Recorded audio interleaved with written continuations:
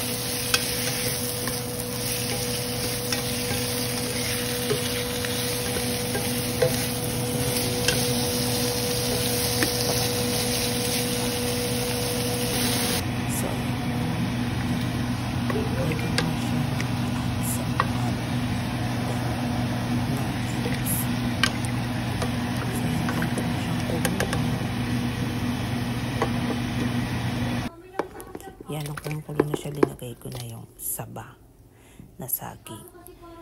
Yan kasi yung nagpapasarap ng nilaga. And I add some potatoes.